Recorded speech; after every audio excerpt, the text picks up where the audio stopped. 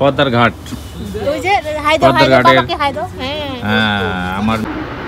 এটা হচ্ছে আজকের ভ্রমণ সঙ্গী, আর এই ভ্রমণ সঙ্গীকে ড্রাইভ করবেন আমাদের এই আঙ্কেল।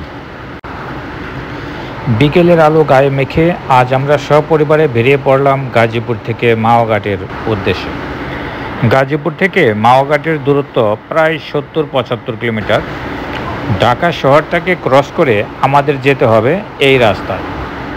এই রাস্তাটা প্রকৃতি ও শহরের এক সংমিশ্রণ অভিজ্ঞতা অপেক্ষা করছে আমাদের জন্য। বাংলাদেশের অন্যতম সুন্দর সড়ক ধরে আমাদের যেতে হচ্ছে। রাস্তার দুই পাশেও জুড়ে রয়েছে সবুজ মাঠ, খোলা আকাশ, ধানক্ষেত, বিল আর গ্রামীণ সৌন্দর্যে ভরপুর এই সড়ক। সড়কের মাঝলেনেও রয়েছে সুন্দর সুন্দর ফুল গাছ, যা মুগ্ধ না হওয়ার কোনো কারণই নেই। যা হোক, অবশেষে আমাদের গাড়ি ঘাটে পৌঁছালো। আমরা প্রস্তুত নদীর টানে এগিয়ে যেতে। ঘাটের পাশেই রয়েছে সুবিশাল একটি মাঠ।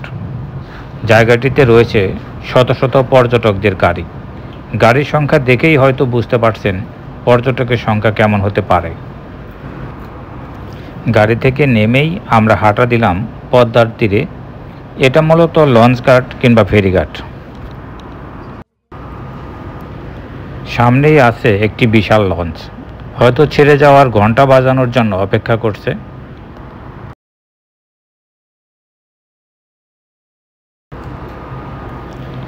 সামনে কয়েকটি ইঞ্জিন চালিত ট্রলারও দেখতে পেলাম।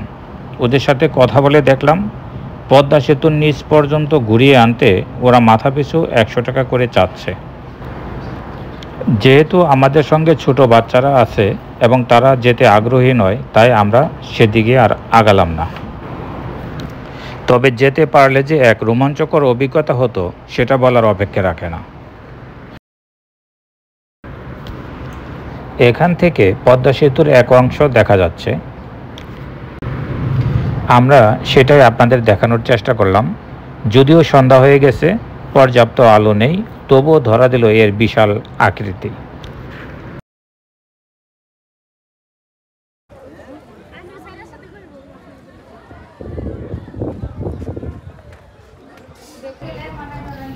পদ্মার ঘাটে এসে পদ্মার ইলিশ খাবেন না তা কি হয়? এই লঞ্চ ঘাটের আশেপাশে বেশ কিছু রেস্টুরেন্ট রয়েছে, যেগুলোতে পদ্মার ইলিশ খাওয়ার সুব্যবস্থাও আছে। তবে আমরা একটু ভালো পরিবেশ আর মানের খাবার চাই, তাই ঘাট থেকে আমরা একটু মূল সড়কের দিকে এগিয়ে গেলাম। মূল সড়কের দিকে সুন্দর সুন্দর অনেকগুলো রেস্টুরেন্ট আছে। রেস্টুরেন্টগুলোতে ইলিশগুলোকে এভাবেই সংরক্ষণ করা হয়। এখান থেকেই আপনাকে ইলিশ পছন্দ করে দরদাম করতে হবে। আমরা খাওয়ার জন্য এই ইলিশটি পছন্দ করেছি। এর ওজন 1 কেজি 120 গ্রাম এবং প্রতি কেজির দর হচ্ছে 2700 টাকা। এই হিসেবে আমাদের 3020 টাকার মতো দাম এসেছে। তবে কেউ যদি ইলিশ খেতে না চান, তাদের জন্য চিংড়ি, রূপচাঁদা কিংবা অন্যান্য কিছু মাছও এখানে আছে। এখানে গতানুগতিক বাজার মূল্যের চেয়ে ইলিশের দাম অনেক বেশি, তাই কেনার পূর্বে অবশ্যই ভালো করে দরদাম করে নেবেন। আমরা যে ইলিশটি পছন্দ করেছি সেটাকে এখন প্রসেস করা হচ্ছে।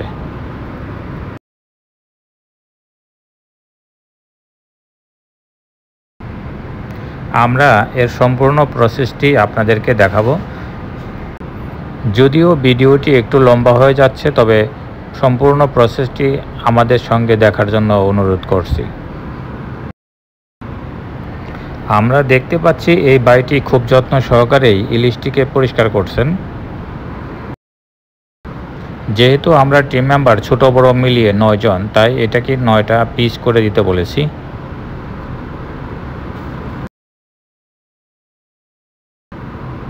আমাদের এই ইলিশ থেকে খুব অল্প পরিমাণে ডিম বের হলো।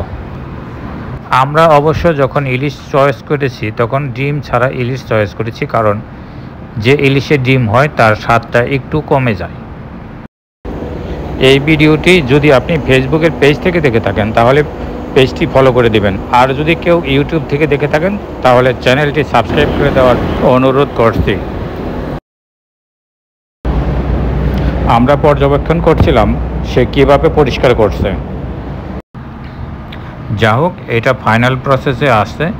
এই ইলিশ ভাজার জন্য আপনাকে কিন্তু তেলটা কিনে দিতে হবে। আমরা এই ইলিশটি ফ্রাই করার জন্য হাফ কেজি সরিষার তেল কিনে দিয়েছি।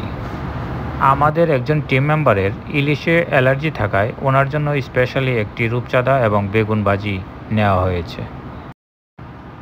এখানে আপনাদের গাড়ি পার্কিংয়ের জন্য সুবন্দোবস্ত রয়েছে, আর তার জন্য বাড়তি কোনো পার্কিং চার্জও নেওয়া হয় না। আমরা মূলত আসছি, এই হোটেলটির নাম ইলিশবাড়ি রেস্টুরেন্ট। চলুন একটু ঘুরে দেখি। যদিও আমরা একটা হলিডেতে এখানে আসছি, তবুও বেশ কোলাহলমুক্ত একটা নিরিবিলি শান্ত পরিবেশই মনে হচ্ছে। এই হোটেলটির সামনে সুন্দর একটি পালকি আছে যেখানে বাচ্চারা খেলতে পারবে। এছাড়াও ছবি তোলার জন্য রয়েছে কয়েকটি স্পট।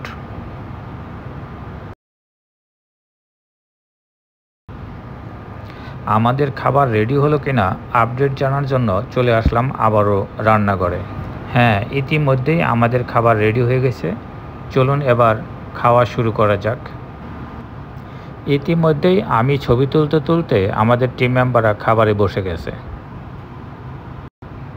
সবার প্লেটের দিকে তাকালেই বোঝা যাচ্ছে আসলে সবাই তৃপ্তি সহকারেই খাচ্ছে।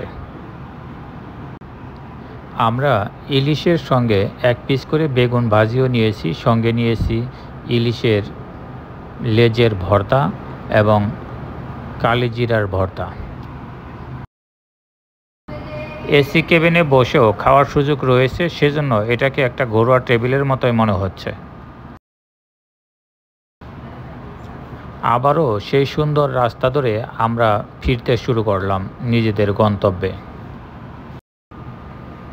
এই সড়কের দিন এবং রাতের সৌন্দর্যটা একটু ভিন্ন রকম, সেজন্য আমরা যদিও আপনাদেরকে দিনের দৃশ্য দেখিয়েছিলাম, এখন রাতের দৃশ্য দেখাতে চলেছি।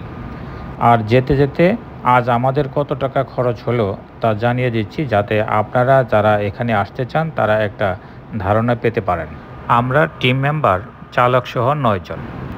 একটা ইলিশ, একটা রূপচাঁদা, বেগুন ভাজি, সাথে কয়েক পদের ভর্তা। শুধুমাত্র রেস্টুরেন্ট খরচ আমাদের মাথাপিছু 420 টাকা। যারা এখানে ঘুরতে আসেন তাদের অধিকাংশই রাতের বেলায় আসেন। ঠিক আমি এর কারণটি জানি না, তবে এখানে বিকেলে আসলে সবচেয়ে বেশি মজা পাবেন। আমি শুধুমাত্র আমার ব্যক্তিগত অভিমত প্রকাশ করেছি, এটা কোনো প্রমোশনাল ভিডিও নয়। আপনারা আপনাদের সুবিধামতো দিনক্ষণ সময় নির্ধারণ করে আসবেন।